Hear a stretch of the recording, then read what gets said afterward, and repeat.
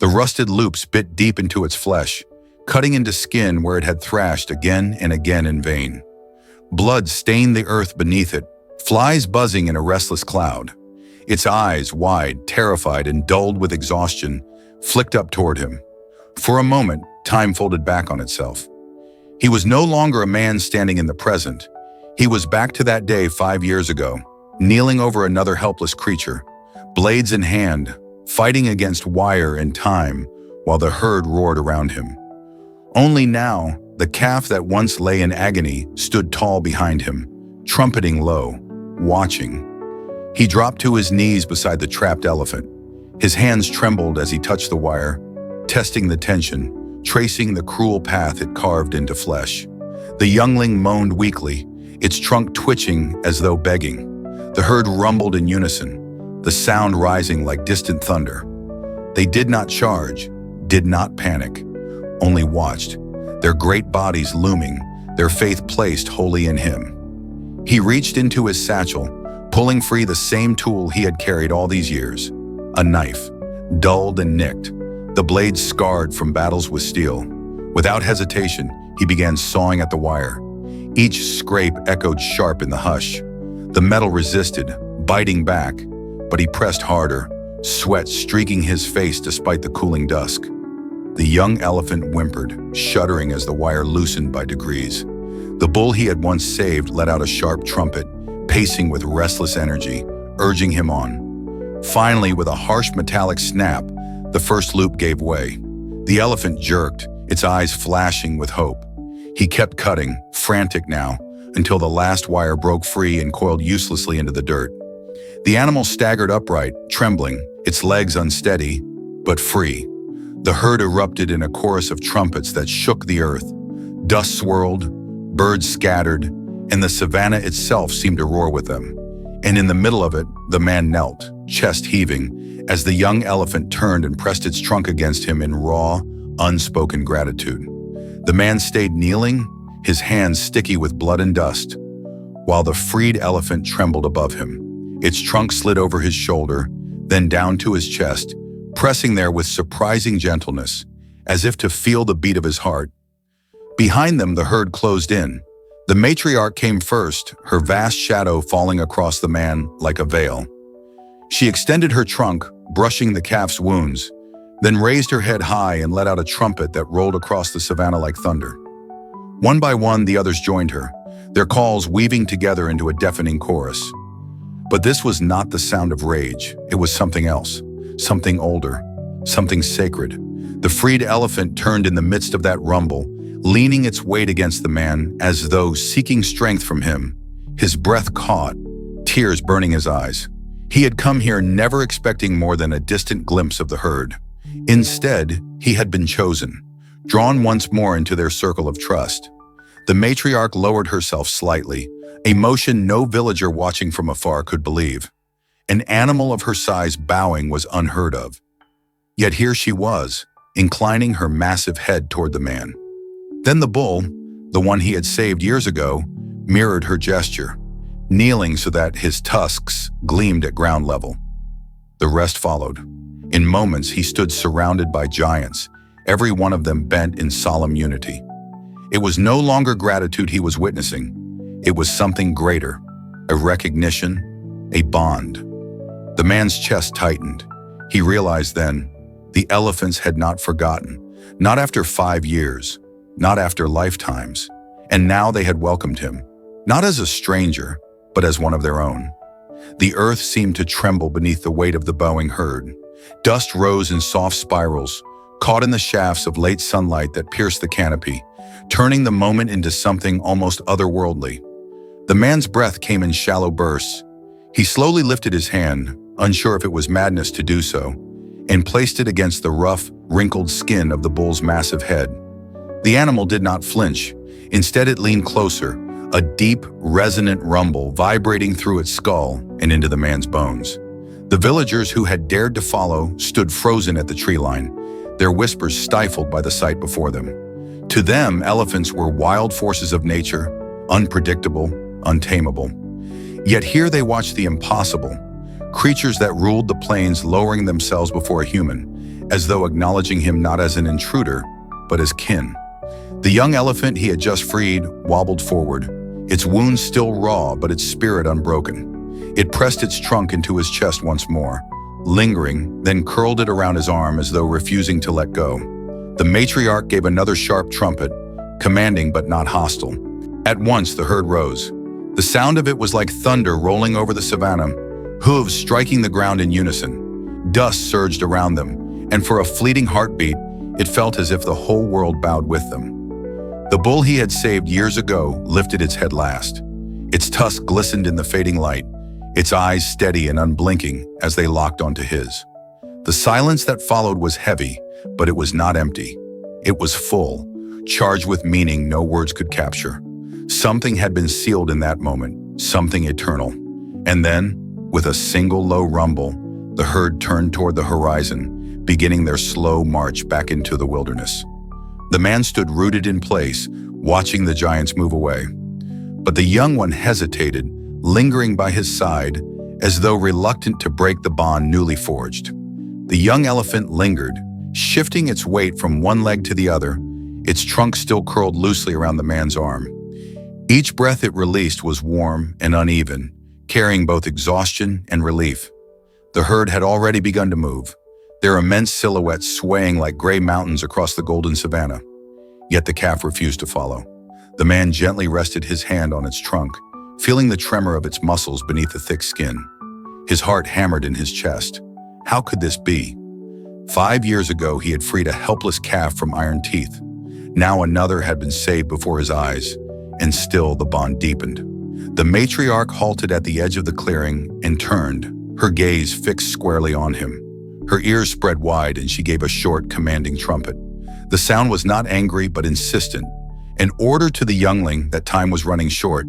The calf's ears flicked back, reluctant, but it released its hold at last. Its trunk slid from his arm, lingering one final time against his hand before pulling away. Then with a faltering step, it turned to join the herd. The man exhaled shakily, his body still trembling from the enormity of what had transpired. He had not just saved another life, he had been acknowledged, trusted, even honored. The bull, towering above the rest, turned its head one last time, its deep amber eyes locked onto his across the distance. A low rumble pulsed from its chest, rolling over the plains like a farewell spoken in a language older than humankind. And then, the giants slipped into the horizon, their thunder fading with every step, until only silence remained. But to the man, the silence was alive. It carried memory, it carried gratitude, and it carried a vow that the savannah itself would never let him forget. The man stood alone in the clearing, the fading sun draping long shadows across the torn grass where the struggle had taken place. The herd was now a distant ripple on the horizon, their gray forms dissolving into the amber haze of dusk. Yet the echo of their rumble still vibrated in his chest, a sound he knew would never leave him. He turned slowly, his hands still raw from cutting the wire, his shirt marked by the dust of the savannah and the blood of the wounded calf. Around him, the villagers stepped hesitantly closer, their faces pale with awe. None spoke, because what words could capture what they had just seen? One of the elders broke the silence at last. His voice trembled, reverent. The forest remembers. Even the giants remember. The man could only nod, his throat tight. He had once believed his act of mercy, all those years ago, had been lost to time. But the elephants had not forgotten. Their eyes had told him as much. Their bows had confirmed it. The image of the young elephant he had freed moments ago lingered in his mind. The way it had pressed its trunk into his chest, reluctant to leave, as though marking him forever as part of its story. Above, the sky deepened into shades of crimson and violet, and the first stars began to pierce the twilight. The savannah seemed vast and eternal, but he no longer felt small within it, because now he knew, even in the endless wild, even across years and miles, bonds could endure. Bonds that could outlast memory, outlast fear, perhaps even outlast life itself. The man remained still, letting the whispers of the savannah fold around him. Crickets had begun their steady chorus, and far away a lone hyena laughed into the twilight. Yet none of these sounds carried the same weight as the silence left by the elephant's departure. The villagers gathered nearer now, their eyes shining with a mixture of fear and wonder. Children clung to their mothers, peeking out with wide eyes, while the elders shook their heads slowly, as though unable to decide whether they had witnessed miracle or myth. The man lowered himself to the ground, exhaustion overtaking his body. His palms stung with cuts from the wires, his muscles burned from the desperate struggle, but his spirit felt lighter than it had in years.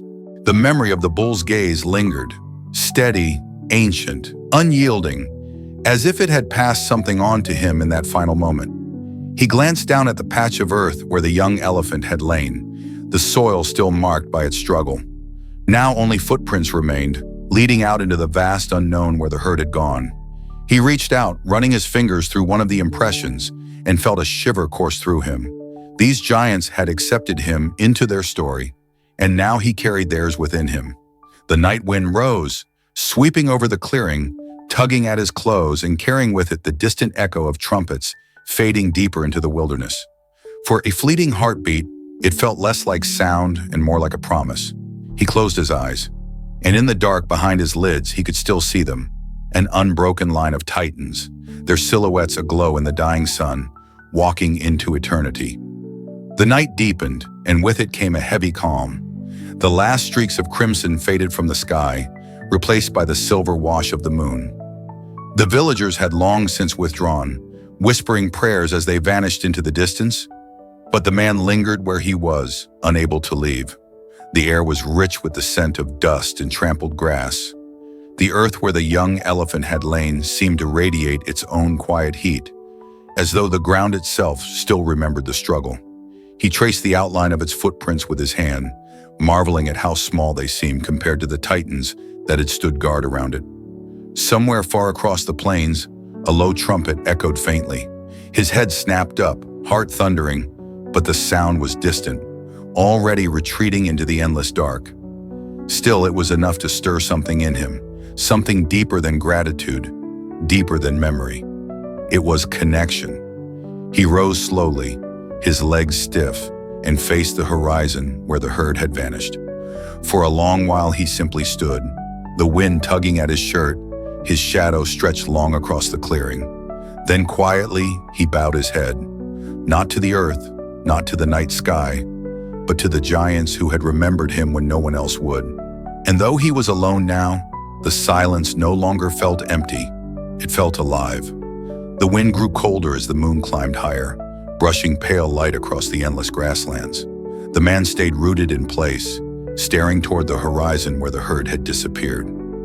Every sound of the night, the chirp of crickets, the distant call of a jackal, seemed muted as though the world itself honored the moment. He felt the ache in his hands, the sting of cuts from the wire, but even that pain carried meaning now. It was proof of the bond he had renewed, a reminder that the giants had trusted him not once, but twice. The soil beneath his boots was scarred with prints, deep craters from the bulls, wide impressions from the matriarch, and smaller fragile ovals from the freed youngling. He crouched and touched one of those lighter tracks, his fingers sinking into the soft edge. He could almost feel the tremor of the calf's last trembling step as it leaned against him before returning to its family. Above, the stars thickened into a white river across the sky. He tilted his head back, the vastness of it pressing down on him. Yet instead of feeling small, he felt infinite, connected to something older than words, older than memory. The elephants were gone, yet their presence lingered in every breath of the night. He knew now that this bond was not fleeting. It had become part of the savanna itself, woven into its soil, carried in its winds. And in that truth, he found peace. He lowered himself onto the cool earth, sitting cross-legged among the scattered footprints. The ground still held the warmth of the day, but it was fading quickly, replaced by the crisp breath of night. He drew a slow inhale, the scent of dust, dry grass, and lingering musk of the herd filling his lungs. His mind replayed the last hours in fragments, the desperate cries of the snared calf, the weight of the wire in his palms, the soft brush of a trunk against his chest, and finally, those giants bending their knees. It seemed impossible, and yet the marks around him proved every second of it had been real. In the distance, an owl called. The sound echoed softly across the savanna, weaving with the faint hum of insects. The man lifted his eyes to the horizon, half expecting to see the herd again, their shadows cut against the moonlight. But there was only emptiness, an emptiness that now felt full. He rose to his feet, legs stiff but steady, and glanced once more at the trail of prints leading back into the wild. Somewhere out there, the herd carried on, stronger now, bound together by their trust in him. And though they were gone, he knew this was not the end of their story. The savanna had a way of remembering. So did the elephants. And now so did he. The man began to walk slowly across the clearing, his boots crunching against the brittle grass. Each step carried him past another footprint, each one a reminder of the giants who had surrounded him only moments ago. He stopped at the deepest impression, the bull's print, wide as a basin, pressed firm into the earth. He knelt and placed his hand inside it. His fingers looked small, almost insignificant, yet the connection he felt was overwhelming. He closed his eyes. For an instant, he swore he could hear the rumble again, low and steady, like a heartbeat carried on the wind. It wasn't real. The herd was far away by now, but the memory was strong enough to trick his senses. The night pressed close around him. Stars wheeled overhead, the savanna bathed in silver light. He realized then that he wasn't afraid, not even of the predators that roamed the dark. The elephant's presence had carved out a circle of safety, one that lingered even in their absence. Behind him, the villagers whispered among themselves, still too stunned to approach. They had seen something no story could ever truly capture, and they knew it. The man glanced back at them only once, then turned again to the horizon. A faint trail of dust still hung in the distance where the herd had vanished. He followed it with his eyes until it melted into the night, then lifted his chin, breathing deep. Whatever lay ahead, he was no longer just a man who once saved an elephant. He was part of their memory now, and they were forever part of his. He stayed crouched in the clearing until the chill of the earth began to seep into his bones. Still, he couldn't bring himself to leave. The silence of the savanna wasn't emptiness. It was alive, carrying every echo of what had just happened. Each whisper of grass in the wind felt like a lingering trumpet, each rustle like the heavy tread of giants fading into the distance. At last he stood. His body protested with aches and cuts, but inside he felt something else, something larger, steadier. The herd had left him with more than memories. They had left him with a weight that was both a burden and a gift, the knowledge that he had been accepted into their story. He turned toward the village path.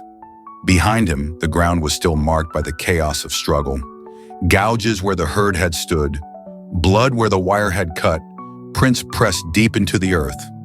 Already the night air was softening the sharp edges of those marks, but he knew the land would remember long after they were gone. At the tree line, he paused once more. The horizon was empty, but he raised a hand as though in farewell. It seemed foolish, yet something in him insisted they would know. And far off, so faint he almost thought he imagined it, a single trumpet answered. The man smiled. The bond was not broken. It never would be. His hand lingered in the air, frozen in that silent farewell, long after the faint trumpet had vanished into the distance. A breeze swept through the clearing, bending the tall grass until it rippled like waves across the savanna. The man let out a slow breath, his chest heavy with something he couldn't name. Part sorrow, part awe, part unshakable gratitude. He began walking again, this time toward the village. Each step was slow, deliberate, as though his body resisted leaving the place where something larger than life had unfolded. Behind him, the clearing remained etched with memory. Massive footprints gouged deep into the earth, the torn snare glinting faintly under the moonlight, and the faint trail where the calf had staggered free. At the edge of the path, he stopped. The villagers stood waiting, but none dared speak. Their faces were pale, their eyes wide, as though they feared words would cheapen what they had witnessed. Some looked at him with reverence, others with unease, but all with recognition. He had become part of something beyond human, beyond the village, beyond their stories. The man met their gazes briefly, then turned once more toward the horizon. The herd was gone, swallowed by the night, but he knew he would never truly lose them. They carried him in their memory, just as he carried them in his heart. He pressed a hand against his chest where the young elephant's trunk had rested, and for a moment he swore he felt the echo of its warmth still there. The bond was sealed. And though the night stretched vast and endless, he no longer felt alone. The man finally stepped onto the narrow trail leading back to the village, but he paused often, glancing over his shoulder at the clearing. The marks of the encounter were still vivid. Massive depressions in the soil, trampled grass, and the broken remnants of wire glinting faintly in the moonlight. Each sign was proof, carved into the land itself, that what had happened was real. The villagers kept their distance, following him silently. No one dared to speak, as though words might shatter the fragile weight of the moment. Their eyes shifted constantly between him and the prince left behind, unable to decide which was harder to believe, that the herd had bowed or that a man had stood at the center of it. When he reached a rise in the trail, he stopped once more. From there, he could see the savannah stretching endlessly, painted silver by the moon. He knew the herd was far beyond sight now, yet in his mind's eye, he could still see them. Giants moving like shadows across the grass, the young ones stumbling but strong, the bull glancing back one last time. He pressed his palm against his chest again, feeling the echo of that gentle trunk's touch. The warmth of it was gone, but the weight of its meaning remained. Somewhere deep inside, he understood. This was not the end of the story. The bond would not fade with distance, nor with years. It had become something eternal, carried in the memory of both man and beast, written into the soil of the savannah itself. And as the wind whispered through the tall grass, he thought he heard it again. Faint, almost lost to the night, a single low trumpet. He smiled through the sting in his eyes, whispering into the dark, "I remember too." He lingered on the rise, the moonlight stretching his shadow long across the path. The villagers had halted behind him, still hushed, still wary. None dared to move closer, as though the man himself carried part of the herd's power with him now. The wind swept over the savannah, bending the grass in long, rolling waves. For a heartbeat, it seemed to carry with it the smell of dust and the faint musk of elephants, though he knew they were miles away by now. Still, the scent clung to his mind, vivid, like memory etched into air. He finally took another step forward, but each pace felt heavy, reluctant. His body longed for rest, yet his heart strained toward the horizon where the giants had gone. He imagined them walking under the same stars, their silhouettes carved against the sky, the young one leaning against its mother, the bull keeping guard, the matriarch leading. And he imagined with absolute certainty that they remembered him still. At the edge of the village, a child's voice broke the silence. "Will they come back?" The man paused, looking down at the boy's wide, shining eyes. He opened his mouth, searching for an answer, then closed it again, because in truth, he did not know. Instead, he placed a hand gently on the child's shoulder and said only, "They know the way." And with that, he stepped into the village, carrying the memory of giants with him. But behind him, out on the savannah, the night air stirred again, and somewhere, faint and far, came the answering trumpet of an elephant. That night, as the village settled into silence, the man lay awake beneath the stars. Every sound of the savannah seemed sharper, alive, the chirp of insects, the rustle of grass, the distant cry of a night bird. But most of all, he heard the echo of trumpets, carried on the wind like a vow. He knew then that what had happened would not fade with time. The elephants had not only remembered him, they had entrusted him with something sacred. Their boo, their touch, their rumble. It was a bond written into the very soil of the savannah. And though they had vanished into the horizon, he no longer felt their absence, because they were with him now, always. When dawn came, the man rose with the first light, the grass still wet with dew. He gazed toward the horizon where the herd had gone, the golden sun rising behind it, and whispered softly, "We will meet again." The savannah answered with silence, but within that silence, he could feel it, the memory of giants, the promise of return, and a connection that no time or distance could break. And so both man and elephants carried each other forward, bound forever by the day the wild itself remembered. If this story touched you, share it. Let others feel the bond between man and the wild.